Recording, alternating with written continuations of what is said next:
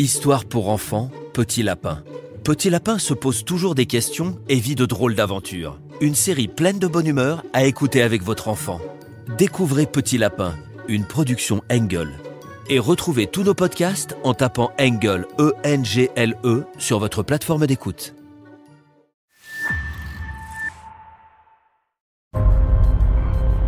Bienvenue dans les enquêtes du Nouveau Détective. Le Nouveau Détective, premier magazine d'enquête sur les grands faits divers, et Engle présente Il tue pour Miss France, une enquête de Christophe Guérat.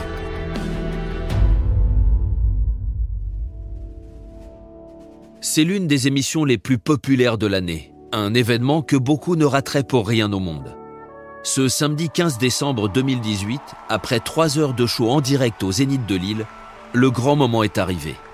Les deux candidates encore en lice sont face à face dans un silence impressionnant. D'un côté, Miss Tahiti, de l'autre, Miss Guadeloupe. Jean-Pierre Foucault laisse planer le suspense jusqu'à ce que la voix de Sylvie Tellier, la chaperonne du concours, brise l'interminable silence. Le jury déclare Miss France 2019, Miss Tahiti. Cris de joie, larmes d'émotion. Ce soir-là, l'heureuse élue, Waimalama Chavez, 24 ans, fait son entrée dans le cœur des Français. 9 millions de téléspectateurs assistent en direct à son sacre. Dominique Lafont-Pueyo est-il lui aussi devant sa télévision ? Il y a tout lieu de le croire. Car subjugué par la beauté de la nouvelle Miss France, cet homme, à l'équilibre mental précaire, ne va plus cesser de nourrir pour elle une obsession malsaine, au point de mêler son nom à un crime effroyable. Un an plus tôt, après des décennies passées dans le Lot, Dominique Lafont-Pueyo est rentré au pays, dans son village haut-pyrénéen de Salès-Adour. Il est retourné vivre chez ses parents. Son père, Édouard, est alors âgé de 77 ans. Sa mère, Danielle, 71. Tous les deux sont appréciés dans le coin et Édouard a longtemps été conseiller municipal. Pourquoi leur fils Dominique revient-il s'installer dans leur petite maison du 38 de la route de Bagnères de Bigorre ? L'intéressé ne s'épanche pas sur la question, mais son séjour dans le Lot s'est vraisemblablement mal terminé. Une rupture sentimentale suivie de la perte de son emploi. À 45 ans, Dominique, un costaud au visage barré par d'épaisses lunettes, ne traverse pas la période la plus facile de sa vie. Et ses parents vont vite comprendre que son mal est autrement plus sévère qu'une simple déprime. Dominique prend bientôt l'habitude de partir pour de longues balades en solitaire dans les montagnes environnantes. Il revient parfois dans un état bizarre, les pupilles dilatées, l'élocution cotonneuse. Personne n'est au courant, mais lors de ces virées, Dominique ingurgite des champignons hallucinogènes qu'il cueille sur les pentes des collines. Cela le plonge dans un état de surconscience durant lequel il croit percevoir des choses extraordinaires, comme le corps détaillé des insectes ou le mouvement des torrents. Devant son ordinateur, il se plonge aussi dans des recherches frénétiques sur le tarot et les dieux scandinaves avec une fascination particulière pour le bracelet de Thor. Courant 2018, il rentre un jour dans un état de surexcitation intense. Il explique à ses parents qu'il a rencontré un vautour sur le sentier du pic de Montaigu. Comme saint Paul sur le chemin de Damas, il dit avoir vécu une révélation mystique en croisant le volatile. Et il commence à laisser entendre, à la grande angoisse de ses parents, qu'il volera bientôt comme un oiseau lui aussi. Revenons le 15 décembre 2018, soir de l'élection de Waimalama Chavez. Pour Dominique, c'est un nouveau séisme émotionnel. Il est fasciné, subjugué par cette jeune femme dont il ne cesse plus de parler. Le 20 décembre, dressé sur le bord de sa fenêtre au premier étage, il annonce qu'il va se jeter dans le vide pour s'envoler. Prévenu par ses parents, les gendarmes arrivent à temps pour l'en empêcher. Mais ils doivent s'y mettre à 5 et utiliser un taser pour réussir à le maîtriser. L'homme vautour va rester interné une quinzaine de jours à l'hôpital de Lannemezan, jusqu'à ce que son état soit jugé satisfaisant et qu'on le laisse retourner chez ses parents. Le problème, c'est qu'il a dissimulé plusieurs choses aux médecins. à commencer par la présence de plus en plus envahissante de voix dans sa tête. Celle, entre autres, de Vaimalama Chavez, avec laquelle il s'imagine être en couple et avoir 4 enfants.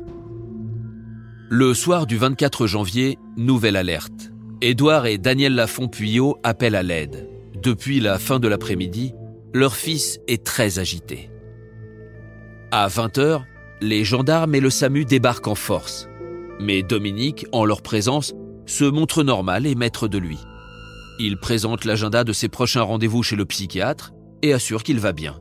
Puis, une fois les gendarmes partis, il monte s'enfermer dans sa chambre où il passe désormais l'essentiel de son temps. Seul, pas vraiment. Miss France est auprès de lui. Leurs 4 enfants aussi. Et Vaimalama a beaucoup de choses à lui dire. Des ordres à lui souffler dans sa pauvre tête. Il n'a pas d'autre choix que d'obéir. Peu après 22h, le voisin de la famille Lafont-Puillot entend sonner frénétiquement à sa porte. Il ouvre et tombe nez à nez avec Dominique couvert de sang qui lui annonce que ses parents viennent d'être assassinés. À nouveau, les gendarmes font le déplacement. Mais cette fois, il ne s'agit pas d'une fausse alerte. En arrivant devant la maison, ils découvrent la chienne de la famille dans une mare de sang. À l'intérieur, Édouard et Daniel gisent dans leur séjour, à quelques mètres l'un de l'autre. Ils ont été égorgés, frappés à coups de couteau plusieurs dizaines de fois. L'un des corps présente une lacération en forme d'étoile, comme une sorte de marque rituelle. Quant au coupable, inutile de le chercher bien loin. Il attend sagement chez le voisin, dans ses vêtements rougis, imbibés du sang de ses parents.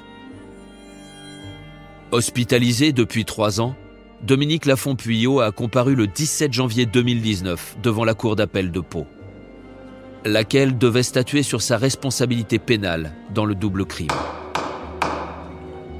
Dans son débit monocorde et nerveux, il a raconté comment, ce soir-là, Miss France 2019 est venue lui parler alors qu'il se trouvait dans sa chambre. Quand c'est arrivé, j'étais en plein délire. J'ai sorti les enfants accrochés à moi, c'est une impression que j'avais. Et Miss France voulait manger de l'ananas. De l'ananas? Pourquoi pas, après tout? Et vous en avez trouvé? Non. Mais elle était très en colère. Elle m'a dit « Ça ne peut plus continuer comme ça. C'est eux ou nous. Va tuer tes parents. » Ça ne vous a pas semblé insensé comme ultimatum? Ben non. Alors je suis descendu dans le séjour. Mon père lisait le journal. Et ma mère regardait la télé. Et il se doutait de rien. Et leur attitude passive, innocente, ne vous a pas fait revenir à la raison? C'est vos parents. Vous les aimez tout de même. Je ne pouvais pas faire autrement. En passant dans la cuisine, il y avait un Opinel sur le buffet. Je l'ai pris et je suis allé dans le salon. Et après? Et après, c'est allé très vite. J'ai égorgé mon père et ma mère. Je leur ai parlé avec une voix modifiée pour leur dire que je les avais libérés. J'étais persuadé d'avoir un 3e œil avec des capacités surnaturelles. Interrogé sur la mise à mort de sa chienne, il explique froidement « Je ne voulais pas qu'elle sente l'odeur du sang. Alors je l'ai appelée, je l'ai rassurée, je me suis mis à califourchon sur elle et je lui ai écrasé la tête. » Dominique s'inflige ensuite 2 longues entailles, sur la poitrine et dans le dos. Pouvez-vous nous expliquer pourquoi vous vous êtes mutilé? Je pensais que des ailes allaient jaillir de mon corps.